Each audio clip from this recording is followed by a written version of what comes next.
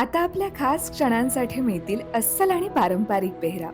महिलांना साजेसा Indo western premium clothing brand रादवी, जिथं तुम्ही मूळ चंदेरी पासून लिनन पर्यंत प्रत्येक भारतीय वस्त्रातील पेहराव खरेदी करू शकता. म्हणूनच आजच आमच्या ऑफिशियल वेबसाईटला भेट द्या. जिथं परंपरेचा साज, तिथं रादवी तुमच्यासाठी खास. नमस्कार, मी तनया. न्यूज अनकटच्या टॉप 15 मध्ये आपलं स्वागत. पाहुयात देश विदेशातील काही महत्त्वाच्या घडामोडी. परराष्ट्र मंत्री एस जयशंकर आजपासून 3 दिवसांच्या चीन दौऱ्यावर असून त्यांनी बीजिंगमध्ये चीनचे उपराष्ट्रपती हान झेंग यांची भेट घेतली आहे. चीनच्या SCO अध्यक्षपदाला भारताचा पाठिंबा व्यक्त केलाय आणि भारत चीन संबंधांमध्ये झालेल्या सुधारणा यांचा उल्लेख केलाय.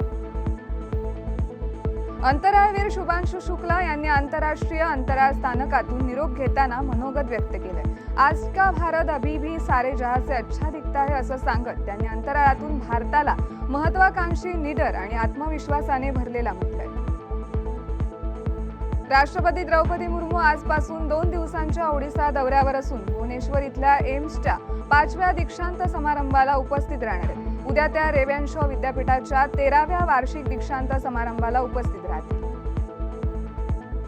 रशिया विरुद्धच्या लढाईत युद्धग्रस्त देशाला मदत करण्यासाठी अमेरिका युक्रेनला पॅट्रियट एअर डिफेन्स म्युनिशन पाठवणार आहे. अमेरिकेचे अध्यक्ष डोनाल्ड ट्रम्प यांनी मेरीलँडमध्ये जॉईंट बेस अँड्र्यूज येथे माध्यमांशी बोलताना ही माहिती दिली आहे.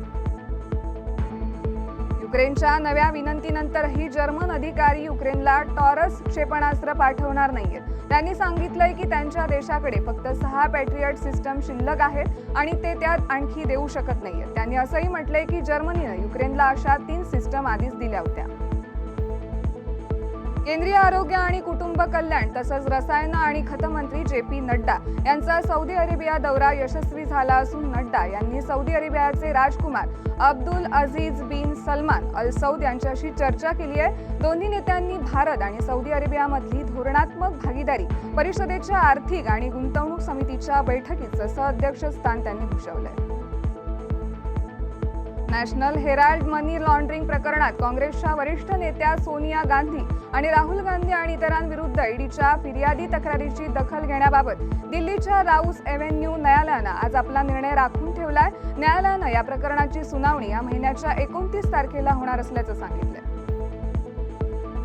ईशान्य भारतासाठी बहुप्रतीक्षित रेल्वे लिंक प्रकल्प बैराबी ते सैरांग आता तयार झाला असून सुमारे 52 किलोमीटर लांबीचा हा रेल्वे मार्ग आयझोलला राष्ट्रीय रेल्वे नेटवर्कशी जोडणार आहे. त्यामुळे कनेक्टिव्हिटी, रोजगार आणि पर्यटनाला मोठी चालना मिळणार आहे. बिहारमध्ये गेल्या 24 तासांत वीज कोसळून किमान 9 जणांचा मृत्यू झालाय आणि अनेक जण जखमी झाले. बांका जिल्ह्यात सर्वाधिक 5 जणांचा मृत्यू झालाय. त्यानंतर गयाजीमध्ये 2 मृत्यू झालाय. पाटणा आणि नालंदा जिल्ह्यात प्रत्येकी 1 व्यक्तीचा मृत्यू झालाय.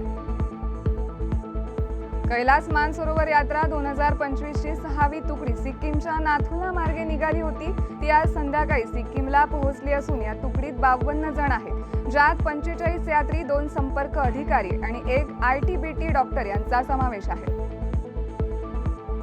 आजपासून 17 जुलैपर्यंत हिमाचल प्रदेशात अनेक ठिकाणी मुसळधार पाऊस पडण्याची शक्यता आहे. हवामान केंद्र शिमलानं आज कांगडा आणि सिरमौर जिल्ह्यांसाठी ऑरेंज अलर्ट जारी केला होता, ज्यामुळे मुसळधार ते अतिमुसळधार पाऊस पडला असून मंडी, शिमला आणि सोलन जिल्ह्यांसाठी उद्या येलो अलर्ट जारी करण्यात आलाय.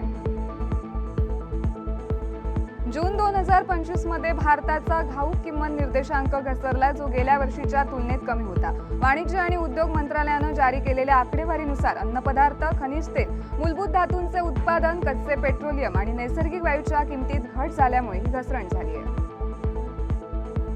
युवा व्यवहार मंत्रालय या महिन्याच्या 18 तारखेपासून वाराणसी येथे सुरू होणाऱ्या 3 दिवसांच्या युवा आध्यात्मिक शिखर परिषदेचे नशामुक्त युवा फॉर विकसित भारतचे आयोजन करते.